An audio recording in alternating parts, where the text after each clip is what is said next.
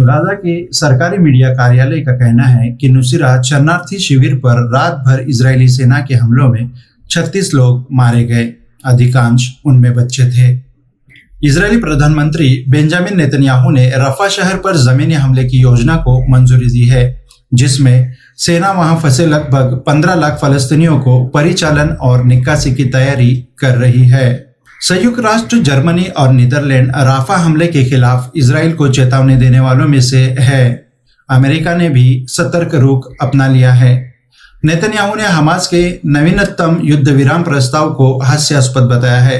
हालांकि मोसाद के जासूस प्रमुख के नेतृत्व में एक प्रतिनिधिमंडल संघर्ष विराम वार्ता के लिए कतर जा रहा है। 7 अक्टूबर से गाजा पर इजरायली हमलों में कम से कम 31,490 फलस्तीनी मारे गए हैं और 73,439 घायल हुए हैं। हमास के 7 अक्टूबर के हमले में इजराइल में मरने वालों की संख्या 1,139 है और दर्जनों को बंदी बना लिया गया है। डॉक्टर जेम्स स्मिथ का कहना है कि गाजा की स्वास्थ्य प्रणाली अक्टूबर के अंत में ध्वस्त हो गई थी और अब तक ये ठीक नहीं हुई है।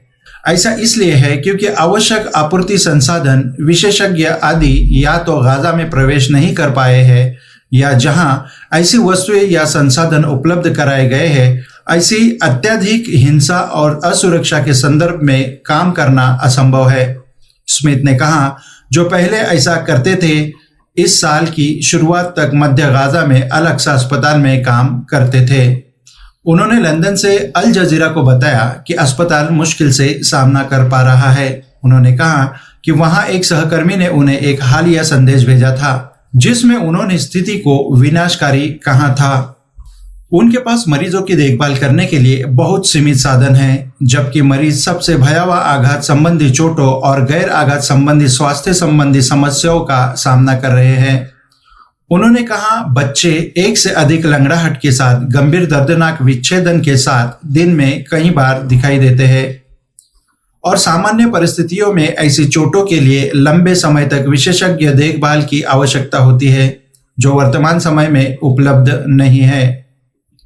लेबनान के अन-नहर अखबार के अनुसार टायर हरफा के पास इजरायली हमले ने एक खाली घर पर हमला किया, जिससे वह नष्ट हो गया और आसपास के अन्य घरों और संपत्ति को गंभीर नुकसान पहुंचा।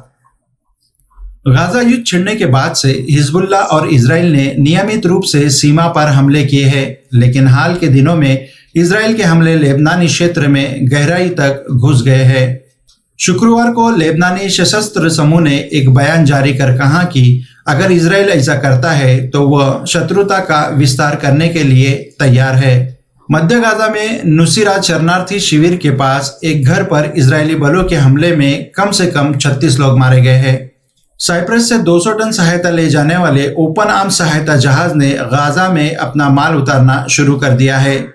संयुक्त राष्ट्र की बाल एजेंसी यूनिसेफ ने कहा कि उत्तरी गाजा में 2 साल से कम उम्र के 31% बच्चे गंभीर कुपोषण से पीड़ित हैं, जबकि जनवरी में यह आंकड़ा 15.6% था। इजरायली पीएम नेतन्याहू ने गाजा में युद्ध विराम के हमास के नए प्रस्ताव को हास्यास्पद बताते हुए खारिज कर दिया है। हालांकि इजराइल अभी भी कतर में संघर्ष विराम वार्ता में शामिल होने के लिए मोसाद प्रमुख के नेतृत्व में एक प्रतिनिधिमंडल भेज रहा है।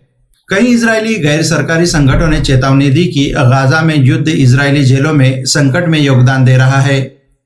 अधिवक्ताओं का कहना है कि रिकॉर्ड संख्या में फलस्तीनी बंदियों को प्रणालीगत दुर्व्यवहार और यातना का सामना करना पड़ रहा है।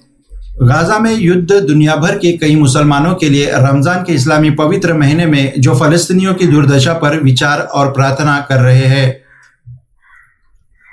लंदन में केंद्रीय मस्जिद के बाहर एक व्यक्ति ने अल जजीरा को बताया, पवित्र महीने में होने वाले सभी बम विस्फोटों और सभी हत्याओं को देखना वास्तव में परेशान करने वाला है। यह केवल मुसलमानों के लिए नहीं बल्कि पूरी मानवता के लिए बहुत बुरा क्षण है। आज के लिए इतना ही। मिलते हैं अगली खबर के साथ, तब तक के लिए अपना ख्याल रखना।